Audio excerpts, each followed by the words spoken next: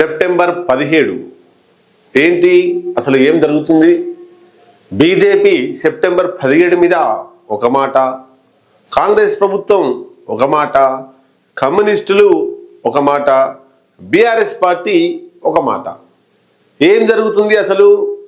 దీనికి వారసులు ఎవరు? ఎవరు దీనిలో భాగస్వామ్యమయ్యారు? ఎవరు దీన్ని వక్రీకరిస్తున్నారు? సెప్టెంబర్ 17 ఏం జరిగింది అనేక ఇట్లాంటి విషయాలు ఈరోజు స్పెషల్గా మీ ముందుకు వస్తాయి. దాంట్లో మీరు పూర్తిగా అర్థం చేసుకొని అవగాహన చేసుకోవాలని జనం టీవీ పక్షాన కోరుతున్నాం.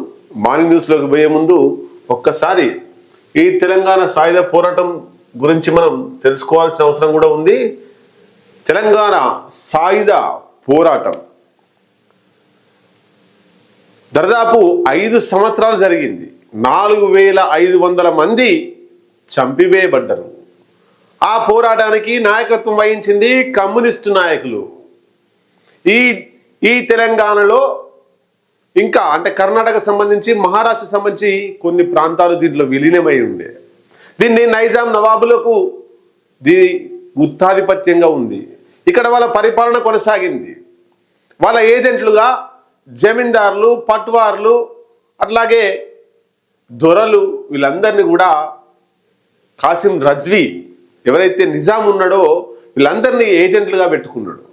తెలంగాణ వారినే దొరలను నియమించి, ఏజెంట్లుగా నియమించి ఇక్కడ బక్క చిక్కినటువంటి ప్రజల మీద చాలా రకాల ఇబ్బందులకు గురి చేస్తుంటే, ఇబ్బందులకు గురి చేసిన తట్టుకొని నిలబడి చివరికి కమ్యూనిస్టు నాయకత్వంలో పోరాటం చేసి పెద్ద ఎత్తున ఉద్యమాలు చేసిర్రు.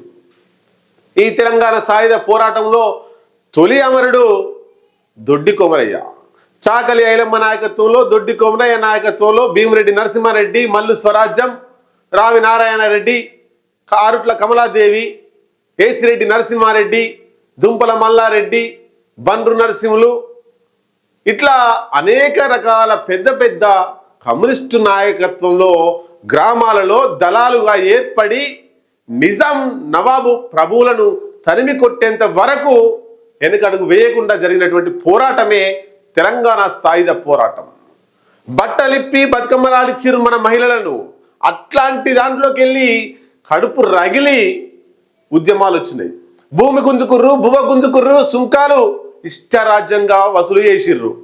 అనేక రకాల అవమానాలకు గురి చేసిర్రు. తల్లి పిల్లకు పాలు ఇవ్వాలన్నా ఆ దొరకు చూపెట్టిపోయేటువంటి పరిస్థితి. పాలు వస్తున్నాయా, పాలు ఇవ్వాలా వద్దా అన్నటువంటి. అంటే ఇంత అరాచక పాలన సాగితే ఇక్కడ జరిగింది తెలంగాణ సాయుధ పోరాటం. కడుపు రగిలి బాధపడి ఆ బాధలలోకి వెళ్ళి వచ్చిందే ఈ తెలంగాణ సాయుధ పోరాటం. ఈ తెలంగాణ సాయుధ పోరాటం ప్రపంచంలో సువర్ణాక్షరాలతో లిఖించదగ్గటువంటి పోరాటమే తెలంగాణ సాయుధ పోరాటం. మరి ఆ తెలంగాణ సాయుధ పోరాటాన్ని ఇప్పుడు కొన్ని పార్టీలు వక్రీకరిస్తున్నాయి. ఆ పార్టీలు ఆ తెలంగాణ సాయుధ పోరాటంలో ఎక్కడా పాల్గొన్నట్టు దాఖలాలు లేవు. కేవలం కమ్యూనిస్టు నాయకులే దాంట్లో పాల్గొన్నారు, ప్రాణాలు కోల్పోయిర్రు, జైళ్ళకు పోయిర్రు, దెబ్బలు తిన్నారు, కాల్పులలో చనిపోయారు. వీర బైరాన్పల్లి కావచ్చు, లేకపోతే ఇంకా అనేక రకాల సంఘటనలు. ఏ ఊరికి పోయినా, ఏ గ్రామం పోయినా ఖచ్చితంగా తెలంగాణ సాయుధ పోరాటంలో పాల్గొన్నటువంటి ఆనవాళ్ళు నేటికి కనబడుతుంటాయి. నైజాం నవాబు ఏర్పరచుకున్నటువంటి కోటలు ఇంకా మనకు దర్శనమిస్తుంటాయి. దానికి వ్యతిరేకంగా సాగిన కమ్యూనిస్టు నాయకుల స్తూపాలు ఊళ్ళల్లో మనల్ని స్వాగతం పలుకుతుంటాయి. అట్లాంటి తెలంగాణ సాయుధ పోరాటాన్ని నేడు వక్రీకరించి హిందూ ముస్లిం పోరాటంగా, హిందువుల మధ్య ముస్లింల మధ్య జరిగిన పోరాటంగా వక్రీకరించే ప్రయత్నాలు చేస్తున్నారు నేడు కొన్ని పార్టీలు. మరి అది నిజమా?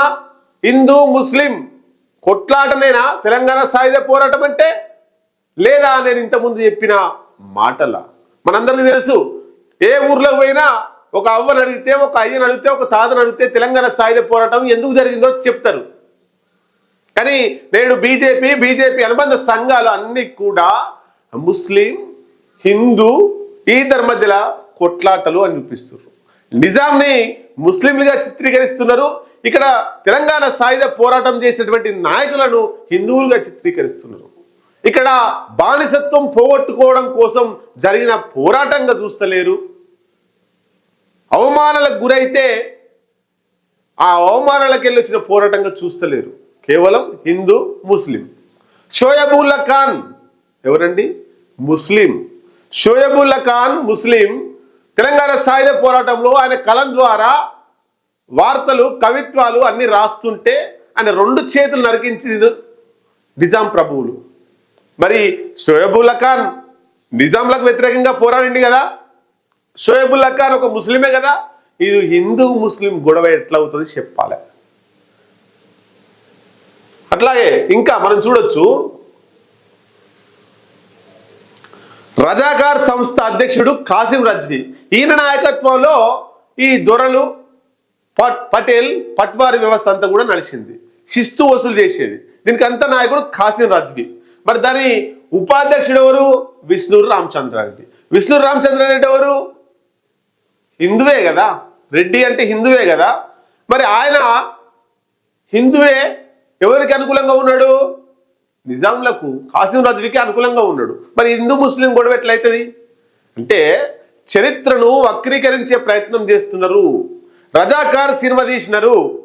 రజాకార్ సినిమాలో వాస్తవాలను వక్రీకరించి ఈ హిందూ ముస్లిం సినిమా గొడవలుగా క్రియేట్ చేసేటువంటి ప్రయత్నం చేస్తున్నారు నేడు కొంతమంది కొన్ని పార్టీలు కూడా. అంటే హిందూ ముస్లిం గొడవ కాదు ఇది. తెలంగాణ సాయుధ పోరాటం కడుపు రగిలి అవమానాలకు గురై నిజాం ప్రభువులను, ఈ దొరల గడీల పాలనను వ్యతిరేకిస్తూ వచ్చినటువంటి ఉద్యమమే తెలంగాణ సాయుధ పోరాటం. 10 లక్షల ఎకరాల భూమిని ఈ పోరాటంలో కమ్యూనిస్టు నాయకత్వాన భూములు వంచిర్రు పేదలకు. గదే తెలంగాణ సాయుధ పోరాటం. హిందూ ముస్లిం గొడవ కాదు. చరిత్ర తెలుసుకోవాల్సిన అవసరం ఉంది. చరిత్ర వినాల్సిన అవసరం ఉంది. ఏ ఊరికి పోయినా ఒక గడి ఉంటుంది. ఏ ఊరికి పోయినా ఒక వీరుడి స్తూపమన్న ఉంటుంది ఖచ్చితంగా. తెలంగాణ సాయుధ పోరాటంలో పాల్గొన్నటువంటి దళాలుగా, రకరకాల గ్రూపులుగా, బంధువులు బట్టి, గుత్పలు బట్టి నిజాం ప్రభుత్వాన్ని, నిజాంను ఉరికిచ్చి, గడిల దొరలను ఉరికిచ్చి తరిమినటువంటి చరిత్రలు మనకున్నాయి. పాలకుర్తి, చిట్యాల ఐలమ్మ, చాకల ఐలమ్మ అంటాం. ఇట్లా మనం కడవెండి దొడ్డి కొమరయ్య ఆయన నాకత్వన ఊరేగింపుగా పోతుంటే కాల్చి చంపిర్రు. బైరాన్పల్లిలో చాలా మందిని చంపిర్రు. ఇక్కడ ఏ జిల్లా మన తెలంగాణ రాష్ట్రంలో ఉమ్మడి నల్గొండ జిల్లా, ఉమ్మడి ఖమ్మం జిల్లా, ఉమ్మడి వరంగల్ జిల్లా ఎక్కడ తీసుకున్న తెలంగాణ సాయుధ పోరాటంలో పెద్ద ఎత్తున పోరాటం జరిగింది. పుచ్చలపల్లి సుందరయ్య గారు కూడా దానికి సపోర్ట్ చేసిరు ఆ కాలంలో. ఇది చరిత్ర.